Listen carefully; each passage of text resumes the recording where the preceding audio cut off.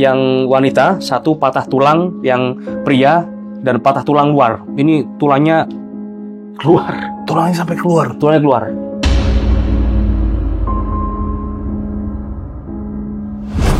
Tangan saya. Ini masih ingat saya betapa kita shock semua. Sumpah shock kita. Pada waktu itu tuh jujur saya nangis. Ada apa? Kok seperti ini gitu.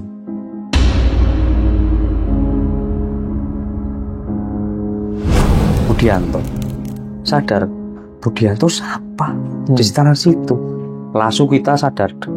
Masa Budianto yang ada prasastinya di Keli?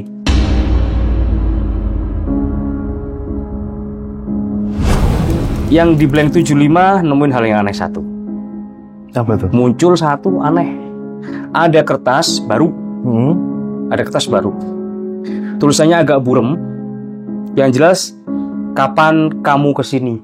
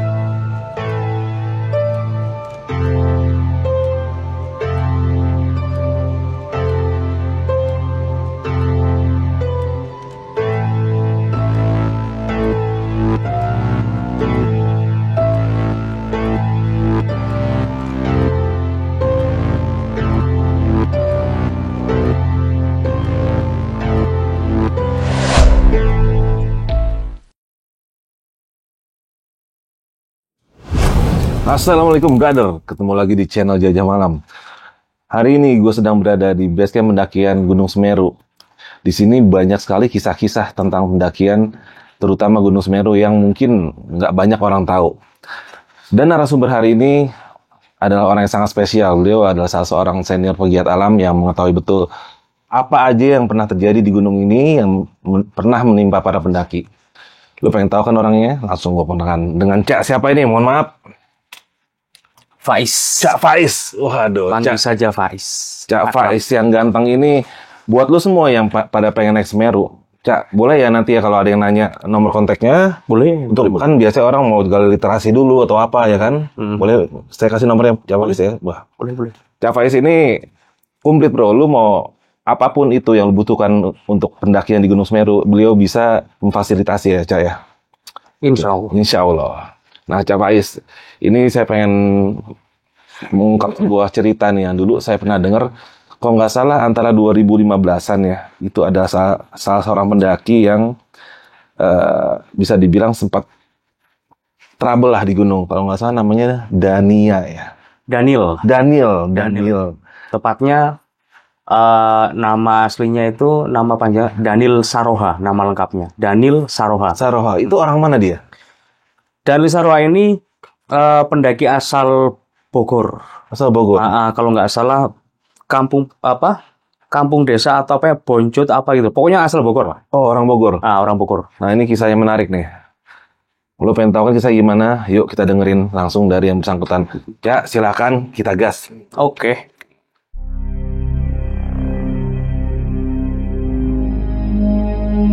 Cak Faiz sudah puluhan tahun menjadi ranger di Gunung Semeru. Banyak evakuasi yang sudah dia lakukan. Tapi tahun 2015 menjadi tahun yang tidak bisa dia lupakan. Saat itu seorang pendaki asal Bogor dilaporkan hilang.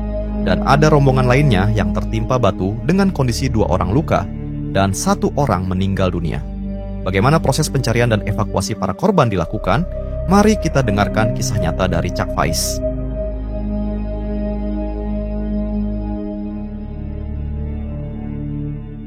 Kalau kita flashback ke belakang ya, pendakian Semeru ini kan mulai rame di antara tahun 2012, 2013. Nah kan, jadi antusias pendaki itu bisa kita bilang di tahun-tahun itu lumayan rame, ya kan? Lumayan rame. Karena apa? Ya media sosial mulai rame, ya kan? Media sosial mulai rame, pertumbuhan ekonomi juga ya agak bagus lah. Nah, kembali ke si Daniel ini nggak sendirian. Ada rombongannya. Biasanya kan orang lihat sosmed apa kumpul-kumpul sama teman-teman, yuk ayo daki gunung yuk. Nah, jatuh pilihannya di Semeru. Pemula. Enggak juga. Dia dengan 20 orang temennya ini, menurut info dan kronologi yang didapatkan setelah di tim SAR ini cari informasi, ternyata dia 1 atau 2 kali sudah ke Semeru, berarti tidak pertama kali. Iya. Dengan 20 orang satu rombongan itu. Tepatnya di tanggal 8 Agustus tahunnya 2015. Masih inget ya? Masih inget? Oke. Karena ya saya yang ada di Ranupane itu mengenal beberapa. Ada juga kronologi resmi dari Basarnas, dari Taman Nasional, dan saya masih mengingat beberapa momen ada pendaki yang hilang atau dalam tanda kutip di sana ada insiden. Saya masih ingat. Nah, saya review sedikit di 8 Agustus tahun 2015 ini si Daniel naik nih. Nah, entah itu 3 hari atau 4 hari, yang jelas tanggal 8. Nah, Open SAR itu di tanggal 11. Di tanggal 11, oke? Di tanggal 11. Sebelum itu teman-temannya kan udah laporan. Biasalah ada prosedur dan lain sebagainya, mengetahui teman-temannya kumpul, memutuskan untuk temanku hilang ini. Udah bener ini teman-temannya ini ngelapor di tanggal, kalau nggak salah di tanggal 10. Oke. Naik kan tanggal 8 nih. Tanggal 10 pagi naik sampai siang nggak ada ketemu, jam 2 masih belum turun lagi sampai Kalimati, panik. Akhirnya ada beberapa teman-temannya yang melapor. Melapor. Nah, di tanggal 11 itu tim advance belum open SAR ini. Tanggal 11 ada beberapa tim advance kurang lebih sejumlah 12 sampai 15 orang itu naik. Kita istirahat nih, Rankumbolo, Kalimati, dan stay di situ. Lanil Saroha belum ditemukan sampai pagi. Menurut teman-temannya, kemarin Mas kita bla bla di ini, oke lah, kita catat semuanya, oke. Nah, kita bentuk tuh tim kecil, ini ke sini, yang jelas kita ke atas dulu nyisir. Di mana jejak terakhirnya. Jejak terakhirnya. Nah, tim advance ini sudah ada di Kalimati. Kita nginep tuh di Kalimati. Dengan ciri-ciri Daniel Saroha ini agak, kok bisa sih nih anak hilang gitu. Usia berapa sih? 31. Oh, bukan anak kecil. Usia 31, 20 orang satu rombongan besar. Muncak sempat foto. Yang kami ingat di kronologi itu ada foto juga, dia pakai jaket kalau nggak salah ini hitam, ada biru atau apalah gitu, ada merek diuter di sini, sama celana agak coklat, gaiter, sama sepatu. Nah, sepatu hitam, mohawk. Oke. Mohawk, Rock and roll. mohawk dikit ya, mohawk dikit. Nah, hilang. Sorry ya, kalau Mas Daniel lihat ini ya, itu kita pertama lihat, gini, hilang bos, hilang, Serem-serem hilang. nah hilang. Nah, tapi itu jadi guyonan dikit lah. Yang penting kita fokus di pencarian itu. Paginya sekitaran jam berapa ya? Jam 3-an lah, jam 3-an. Tuh yang bikin kita tim advance itu kaget, dilelap tidur kita. Yang lain kan udah pada naik tuh jam 1, jam 2 pendaki kan naik, summit itu ya. Iya, summit. Ada yang turun, beberapa orang teriak-teriak, Kita kebangun baru aja tidur. Keganggu anak-anak muncak, mendaki yang muncak. Baru aja tidur. Ada yang kena batu. Kena batu? Ada insiden. Batu Pak, ada yang kena batu Pak. Tolongin Pak, ada teman-teman itu ada yang kena batu. Kita nggak tahu ini benar atau enggak. Berapa orang, kondisinya gimana, di mana kita nggak tahu. Sampai pagi. Ternyata, mohon maaf, ada yang meninggal satu.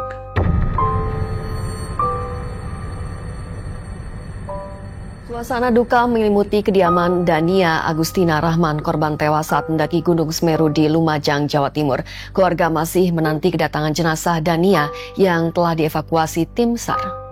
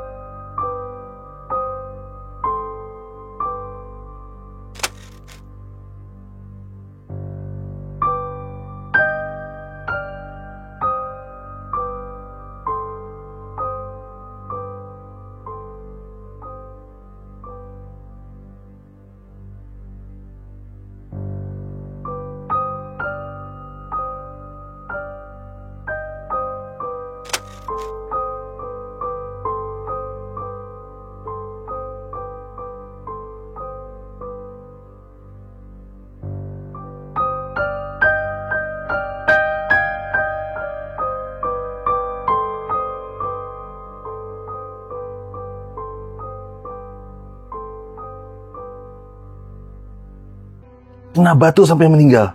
Ada meninggal. Dan korban atau insiden itu ada 3. 2 cewek, 2 wanita, 1 pria. 1 asal Sukabumi, 1 asal Medan, 1 asal nggak tahu, lupa asal mana yang cewek 1. MD 1, Dania Agustina Rahman, pendaki asal Sukabumi, 19 tahun, cantik. Semoga tenang di alamnya sana, amin, amin. Mendapatkan tempat yang layak di sisinya. Amin, amin. Yang kedua, Randika namanya, kalau nggak salah ya, Randika, pendaki asal Medan, patah tulang luar di kaki. Kalau nggak salah umur 20 tahun. Kena kantem batu? Kantem batu. Yang 1 kena tangan, mungkin dislokasi atau ada fraktur atau patah. Pada waktu itu lumayan rame Mas. Kita niatnya itu, kita nyari Daniel. Daniel Saroha itu. Jadi tim kita ini ada koordinator. Ini bingung, laporan ini minta bantuan lagi, bla bla dan sebagainya. Akhirnya tim kita bagi, kita split. Ada yang evakuasi dari atas, memastikan keadaan. Oke, 1 MD, 1 patah tulang yang wanita, 1 patah tulang yang pria, dan patah tulang luar. Ini tulangnya keluar. Tulangnya sampai keluar? Tulangnya keluar. Kencang banget itu. Tulangnya keluar. Entah itu batu besarnya kayak segini, sekian-sekian, kita nggak tahu. Yang terpenting kronologi sudah dibuat dan ini sudah ditangani pertolongan pertama saja. Sorry saya potong, yang MD ini kehantam palanya berarti? Penyebab kematiannya iya. Oke. Penyebab kematiannya iya. Karena setelah dievakuasi memang kita buka karena mau kita ganti mohon maaf bungkusnya gitu kan. Kita lapisi matras gulung itu dan sebagainya, siap diturunkan. Saat itu juga tim kebagi, porter-porter semuanya turunin 3 orang ini. Yang lain, tim yang lain yang atas nanti kita bagi lagi. Jadi kepecah. Tim itu kepecah padahal kita cuma 10-an orang, 10, 12, 15 orang.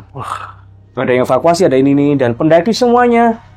Alhamdulillah saya acungi jempol dan apresiasi setinggi-tingginya pada waktu itu. Semua pendaki yang muncak itu semua turun ikut mengevakuasi. Bahu membahu ikut mengevakuasi. meskipun bukan temannya. Iya, iya. Meskipun bukan temannya. Meninggal, patah tulang, dan ada yang hilang juga. Setelah itu, tim dibagi dua, ada yang cari, ada yang evakuasi ke bawah, tim SAR juga naik. Tangan saya, ini masih ingat saya betapa kita shock semua, Mas. Sumpah shock kita. Pada waktu itu jujur saya nangis. Ada apa? Kok seperti ini gitu? Saya nggak bisa bayangin. Harus gimana gitu? Kita cari, oke lah. Yang meninggal, yang ini biarlah. Pokoknya ini sudah terevakuasi. Yang penting ini yang masih hidup, yang belum ketemu, ini kita cari juga. Yang cari juga. Kita cari. Pada waktu itu ada 3 seru, kurang lebih ada 30 sampai 45-an orang yang cari Daniel Saroha ini. Kita menuju ke arah berbeda. Ada yang ke arah Blank 75, ada yang ke arah Arcopodo, stay di situ, menunggu perkembangan, dan ada yang naik mencari jejak terakhir si Daniel Saroha. Segala kemungkinannya. Segala kemungkinan dengan teman-temannya. Nah, kurang lebih di sekitaran di atas, katakanlah pertengahan, kita menemu jejak. Ini atas kan? Ini puncak, atas kan? Ini. Ini menuju ke arah jalur, ke arah Kalimati, kita nemu jejak di kanan. Fix. Bisa dipastikan, terkonfirmasi ini kanan. Berarti menuju ke arah sana. Kita kabarin yang di Arcopodo. Kita kabarin yang di arah mau ke arah Blank 75. Kita mendapatkan jejak, bla bla dan sebagainya, terkonfirmasi. Oke, silakan disisir pelan-pelan. Laporkan terus 15 atau 10 menit sekali. Oke. Nihil, nggak ada lagi. Kita kehilangan jejak karena sore. Karena sebelumnya kita ribet ngurusin evakuasi itu. Oke, jam 6 kita balik lagi ke Kalimati. Oke, kita evaluasi bla bla dan sebagainya. Atas nggak perlu. Berarti sekitaran Arcopodo, nyisir ke dalam hutan. Kita cari. Beberapa kali teman-teman ada yang kejatuh, keprosok dan sebagainya, karena pada waktu itu memang panas, debu dari pasir dari Gunung Semeru kan, abu itu debu, sesak banget karena banyak abu itu. Waktu ada teman-teman yang flying camp di tengah-tengah antar Kalimati dan di Blank 75 ini juga lagi-lagi dipecah serunya. Pada waktu itu saya ada di situ. Nah kan, kita koordinasi. Oke, tim kita bagi 3. Ada yang ke arah Blank 75, ada yang naik, ada yang stay di situ untuk nanti tim air lah, akomodasi yang lain, logistik dan sebagainya. Tuh yang di Blank 75 nemuin hal yang aneh satu. Apa tuh? Muncul satu aneh. Ada kertas baru. Tulisannya agak burem. Yang jelas, kapan kamu kesini? Kertas. Tulisannya gitu? Kertas masih bagus tapi agak burem. Mungkin pensil atau apa. Itu sempat difoto sama teman-teman di Blank 75. Nah, kalau yang pencariannya sebelumnya kan pasti udah hancur. Iya. Kena lembab dan sebagainya. Keanehan yang kedua. Tim yang kedua. Ini kan turun, naik. Di sini ada bekas orang bikin api unggun. Oke. Kurang lebih sekitaran pada waktu jam 8, antara jam 8 sampai jam 9. Masih hangat, tapi udah mati. Nah, kemungkinan ini kalau orangnya tadi malam di sini nggak bakal jauh. Mana mungkin dia masih gelap, dia gerak. Benar. Kemungkinan 1, 2, atau 3 jam. Di Blank 75. Kita calling di Blank 75. Nggak ada. Jejak pun nggak ada. Otomatis negatif, oke ya. Mereka balik. Kanan yang ketiga. Tim kan dibagi 3. Ada yang stay sini, bawah, atas. Terkonfirmasi semua nihil, nggak ada jejak sama sekali. Yang di Kalimati, tolong gerakan teman-teman, kita butuh air. Adalah beberapa orang, entah 3 atau 5 itu menuju ke Sumber Mani. Teman-teman yang lain yang selain 3 seru ini semua juga cari yang di atas, mengkonfirmasi nihil, ini nihil. Yang di Sumber Mani katakan 3 orang. Ya seperti biasa. Ini pendakian ditutup, ada evakuasi, ada yang hilang, masih ada pendaki, semuanya disuruh turun semua. Di Sumber Mani ada yang nyari 3 orang nyari air ini untuk bawa naik. Tuh, Daniel Sarowa ditemukan di situ. Dalam kondisi Daniel Sarowa ini tidak diketemukan oleh tim SAR atau potensi SAR, ya kan? Teman-teman yang mau ngambil air ini kan potensi SAR. Ini ketemu dengan Daniel Sarowa dengan 2 orang di belakangnya. ditemani 2 orang. Ditemani 2 orang di belakang. Oke. Sebelumnya teman-teman ini nggak tahu karena ada yang teriak-teriak minta tolong, larilah potensi SAR yang ini ke arah ke Sumber Mani itu. Itu kan di Daniel Sarowa dengan pelipis ini kayaknya luka. Ini lebam kan mungkin jatuh lah. Pengakuan dia setelah diinterogasi itu jatuh. Nah, Pak, matur suwun ya, terima kasih, bla bla dan sebagainya. Ini ceritanya gimana? Ketemu tadi gimana? Gimana di mana gitu? Iya. Di atas, Pak. Di atas. Yang satunya di bawah, itu keterangan yang nemuin. Dengarnya gitu, entah salah dengar atau apa, yang jelas kayak gitulah. Dan Sarowa dengan lemes setelah 2 malam, kan tanggal 11 ini, tanggal 12 ini Dania Agustina meninggal dunia. Besoknya ditemukan. Oke. Keanehan juga yang lain gini, kita yang ada di bawah di atas Blank 75 itu, kita dibekali HT. Satu seru itu ada 4 atau 5 HT. Satu seru ada 10 atau 15 orang. Nah, HT kita itu pakai antena super stick. Oke. Ya masa nggak sampai setengah jam, 30 menit, kita lost contact dengan mereka yang pakai super stick 3 seru ini. Oke. Super stick loh ya. Iya. Sedangkan kita connect yang ada di bawah di Ranukumbolo, yang mengevakuasi si korban-korban yang kena batu itu. Di Dania itu. Nggak logis, tapi itu terjadi. Kejadiannya itu. Oke. Itu kejadiannya. Makanya kita agak telat dengar kabar si Daniel ini sudah ditemukan. Nah, menurut kronologi itu kurang lebih sekitaran jam 1 siang. Jam 1 siang, tanggal 13. Tanggal 13. Oke. 11, 12, 13. Berarti 2 malam, 3 hari lah. 3 hari si Daniel Sarowa ini hilang. Nah, orang ini, 2 orang yang nolong ini, sama teman-teman yang nemuin ini, ya mau berterima kasih lah. Namanya siapa, mereka nggak jawab. Oke. Si Daniel ini, si teman-teman ini otomatis fokus sama si survivor, kan?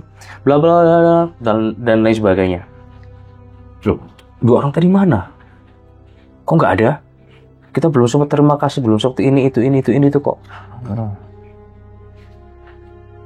Itu real. Dan semuanya sempat melihat 2 orang ini. Lihat.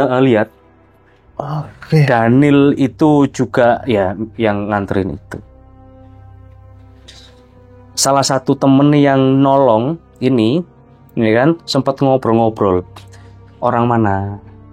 Kurang lebih sekitaran orang Taman Satrian atau mana lah. Pokoknya daerah di bawah itu. Namanya siapa? Nggak jelas. Karena mungkin takut. Kemungkinan 2 orang ini pembalak liar.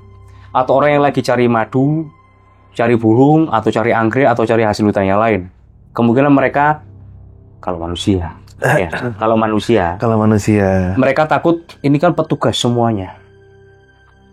Ini orang curi hasil hutan, pasti takut. Tapi menurut keterangannya yang melihat mereka berdua, tampilannya kalau pendaki jelas dong. Seperti apa? Bukan pendaki. Oke. Orang itu pakai sepatu kayak orang di sawah. Kayak sepatu bola itu. Itu celana panjang, lusuh, lusuh, bawa sabit atau apa. Bukan, itu orang lokal. Oke. Nah, orang lokal. Nggak jadi masalah bagi teman-teman ini dibawa naik.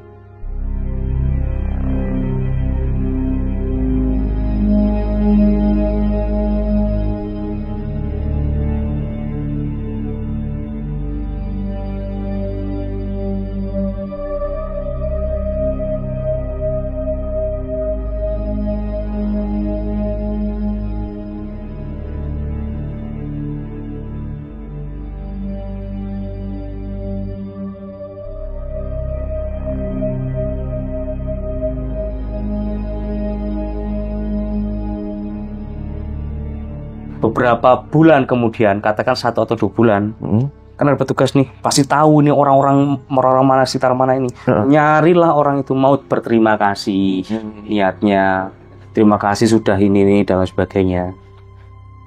Keanehan lagi gini, dicarilah namanya, katakan namanya si A dan si B, 2 orang. Pak, kita mau cari orang namanya ini dan ini.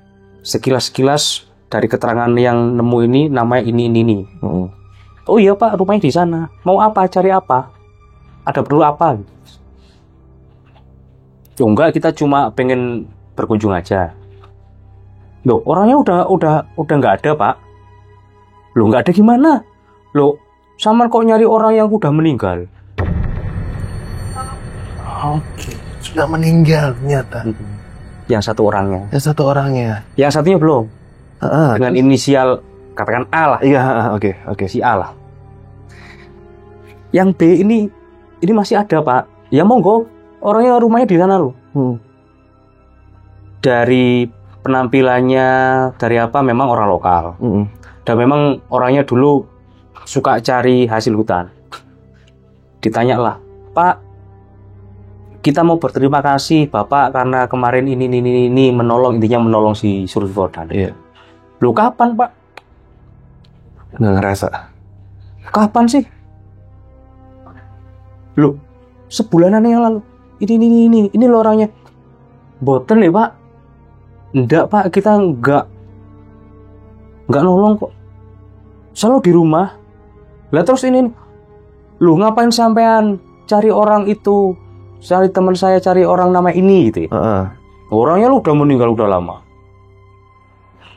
Udah nggak ada pertanyaan, udah. Kita cuma ya saling kayak kita saling pandang aja. Oke. Oke. Terlepas ini cerita orang yang itu benar atau tidak, itu kata teman-teman dari petugas atau siapa yang mau berterima kasih kan. Entah orang ini bohong atau tidak. Tapi yang meninggal memang sudah meninggal. Yang satu itu yang hidup, terlepas dia takut karena diinterogasi atau apa, yang jelas itu ngomongnya gitu kok. Nah, dia nggak ngerasa nolong. Nggak ngerasa nolong. Kejadian itu ya banyak kejadian di Semeru itu yang nggak masuk akal, tapi terjadi, kita nggak percaya, ya tapi nyata. Tapi nyata. Mulai Daniel Saroha yang ini tidak peduli 1 atau 2 kali naik, faktor-faktor itu akan berpengaruh. Yang pertama, Daniel Saroha turun itu cuacanya oke lah, itu musim kemarau. Di pukul antara 9 sampai 11 sering kali itu kabut turun. Makanya dalam briefing kita sahabat volunteer Semeru, teman-teman relawan yang di atas di Ranupani itu memang memberikan informasi batas maksimal di atas jam sekian karena sering sekali terjadi kabut. Ya, logikanya ya jarak pandang terbatas, dan sebagainya. Kalau terpisah dari rombongan itu tentunya akan sangat berbahaya sekali kalau mereka salah jalur. 1 cerukan saja, efek kerucut itu bisa jauh nantinya. Kalau dari bawah, temennya di sana, jalan di sana, mau balik ke jalur ini, susahnya minta ampun. susahnya minta ampun. Itu pentingnya kita jangan sampai kehilangan konsentrasi. Pada waktu muncak itu benar-benar kita harus mempersiapkan diri, entah itu fisik, entah itu niat mental, dan terutama bekal. Tidak boleh, jangan sampai bekal entah air minum, entah snack, entah apapun, P3K atau apapun dititipkan ke teman. Misalnya masnya bawa teman saking akrabnya, atau bawa istri atau siapalah dititipin. Itu kalau bisa tidak. Jadi kita bawa bekal kita sendiri-sendiri. Iya. Pelajaran buat kita semuanya, ya jangan pernah ngeremehkan gunung. Saya kan di gunung manapun, hal-hal secara metafisik, gaib, itu ada. Benar. Setuju. Terlepas Anda percaya atau tidak percaya, itu hak masing-masing kan. Dania Agustina Rahman, Randika, Daniel Saroha, itu sebagai contoh buat kita semuanya. Jangan ada lagi hal seperti demikian. Kita berkegiatan di alam bebas tentunya perlu persiapan yang matang. Entah itu fisik, entah itu yang lain yang mungkin penting. Itu seperti itu. Iya. Dan ini dari si Daniel sendiri, keterangannya dia apa nih? Saat itu dia sempat cerita nggak ke para relawan? Saya mulai hilang gimana, yang selama dia hilang tuh dia ngapain, dan sampai ditemukan seperti apa, dia nggak cerita.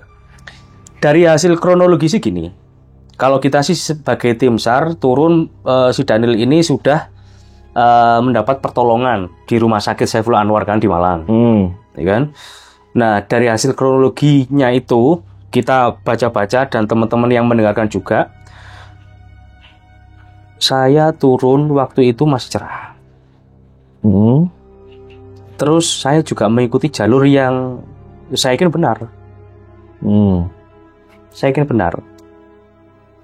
Tiba-tiba, ya kok saya ada di sini?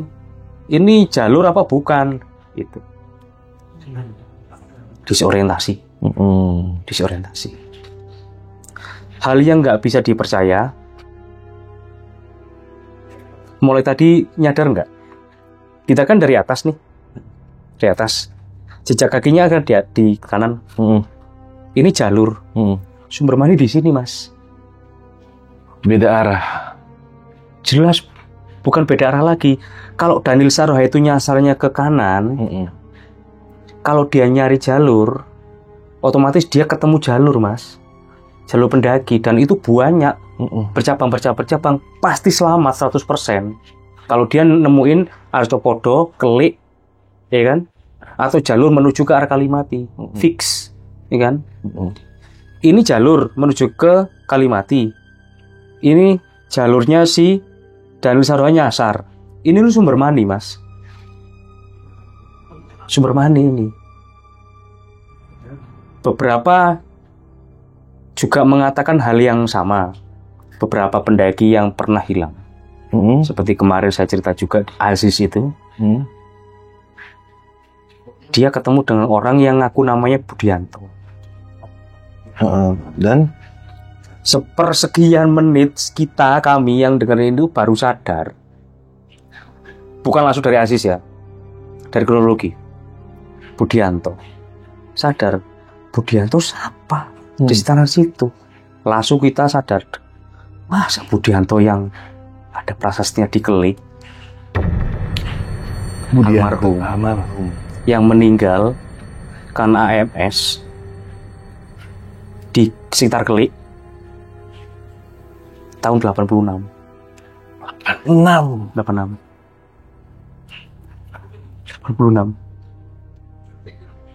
Itu beberapa kali, beberapa orang yang cerita seperti itu, namanya sama. Budianto ini sering menolong para pendaki. Tidak sering, tapi beberapa nama itu muncul. Nama itu muncul di kesaksian, di pengakuan teman-teman pendaki, entah itu survivor, entah itu cuma pendaki biasa yang cerita saja, tapi dia nggak tahu. Kita yang sadar. Itu lagi, masa iya? Ya semoga Budianto Ya lagi-lagi tenang di alamnya, mendapatkan tempat yang layak di sisinya. Amin, amin. Ya kan? Hal-hal aneh di Arcopodo, dikelik di batas vegetasi sampai puncak, menyimpan banyak cerita mistis Jawa nalar. Banyak sekali. Bukan pengakuan saya, bukan apa yang saya alami, tapi pendaki-pendaki itu 1 atau 2 pendaki atau mungkin lebih cerita hal yang sama di rentang waktu yang berbeda. Yang mereka sendiri sebenarnya nggak tahu ini siapa. Ya. Ini siapa? Kejadiannya seperti ini, langsung kita bukan cocok logi, kita korelasikan. Iya. Orang yang sama, kejadian yang sama, cerita yang sama. Misalkan saya pernah lihat ini. Oh iya, ya mas, memang di situ ada penampakan ini. Setiap orang cerita, pendaki atau apa, sampai rasa merinding saya itu terkadang berkurang atau hilang. Ya udah. Ya semoga nggak ada kejadian kayak gitu. Tapi di dalam hati saya, ya aduh gitu aja gitu. Dania Agustina, Randika. Ya, coba bayangin dong mas, dalam 2 hari kan, dalam 1 pagi, Iya. dalam 1 pagi meninggal kena batu, patah tulang, keluar mas. Aduh. Itu kalau ibaratnya jatuhan batu itu biasanya tuh kenapa sih itu mas? Gini, Obatnya? selalu kita kasih tahu, kita informasikan dalam sesi briefing ke semua pendaki. Naik ke Semeru itu bukan hal yang mudah. Tuh. Tapi bukan hal yang tidak mungkin untuk kita sampai di puncak. Ada tekniknya. Batuan di sana kan labil banget. Tuh. Tidak sama dengan gunung yang lain. Kita injak batu, kalau merosot, tergelincir, bisa mengenai pendaki yang lain. Iya. Faktornya ini, orang kalau sudah capek, lelah, ngantuk, ekspektasinya dia harus sampai puncak. Cara apapun akan dilakukan. Merangkak mungkin. Nggak ngurus, kalau di briefing jangan nginjak batu, dia tetap nginjak batu. Nggak tahu di bawah ada teman-temannya, Iya. kena batu, tergelincir batu tersebut. Efek domino, kena batu yang lain, pecah. Itu yang terjadi. Oke. Pengakuan temannya Dania dan pengakuan pendaki yang lain, ini Dania mas, batu itu di sini, ini kena batu besar, batu itu pecah, Gitu. meloncat batunya, mengenai pendaki yang ada di bawahnya. Efek domino, kena batu yang lain pecah, akhirnya jadi ya snowball. Karena semuanya labil ya. Jadi kena tok. Efek karambol lah bisa terjadinya. Satu lagi, ketika ada yang di atas teriak batu, yang di bawah harusnya ya ngeliat dulu arah batunya jatuhnya mana. Tapi mayoritas pendaki itu tidak kayak gitu. Ada batu, dia keburu panik dulu, cari perlindungan, tanpa sadar mereka juga nginjak batu. Bener, iya. Karena panik. Itu sering dialami pendaki, juga saya alami. Ketika ada hal seperti itu, bener aja. Makanya teman-teman pendaki yang udah ngerti, udah tahu, entah itu porter, entah itu guide yang mandu ke atas, akan bakalan marah banget kalau ada teman-teman pendaki pas summit melakukan hal seperti itu. Kita ketok beneran pakai trekking pole. Karena apa? Bahaya.